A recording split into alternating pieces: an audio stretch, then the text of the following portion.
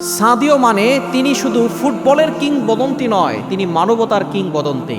তিনি কোটিপতি হয়েও সাধারণ জীবন যাপন করেন। ফুটবলার তো অনেক আছে, কিন্তু সাদিও মানে তার মতো ফুটবলার খুব কমই আছে।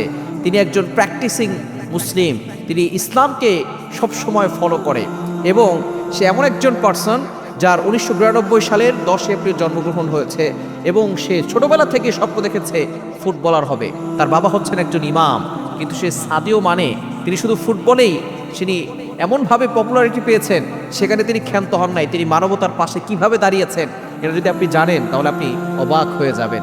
তিনি এমনভাবে ইসলামকে সাপোর্ট করে, এত বিশ্বমানের খেলোয়াড় হয়েও তিনি নিজে মসজিদের টয়লেট পরিষ্কার করে। কেন ইমাজিনের আপনি কল্পনা করতে পারছেন কেমন পার্সন হলে এই ধরনের কাজ করতে পারে?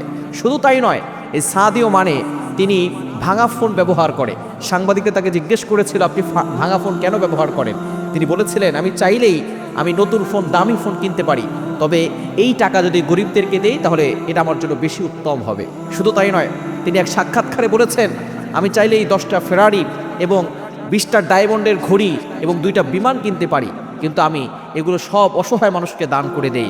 আমার টাকা পয়সা অসহায় মানুষদেরকে দান করে দিতে আমি বেশি পছন্দ করি। কেননা ক্ষুধার যে যন্ত্রণা এটা তিনি বুঝেছেন, তিনি বুঝতে পেরেছেন।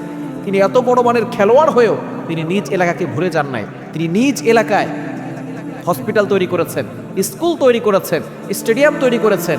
শুধু তাই নয়, তিনি অসহায় মানুষরা আছেন তাদের খাবারের ব্যবস্থা করেন, পোশাকের ব্যবস্থা করেন। তিনি আজে বাজে টাকা পয়সা নষ্ট করেন না। এই সাদিও মানে তার কাছ থেকে আমাদের শিক্ষণীয় বিষয় রয়েছে। আমরা অসহায় মানুষের পাশে দাঁড়াবো। অসহায় মানুষের পাশে দাঁড়ালে আসলে সম্মান কমে না, সম্মান আল্লাহ আরো বাড়িয়ে দেন। ইয়ামহাকুল্লাহুর রিবা ওয়া ইউরবিস সাদাকাত।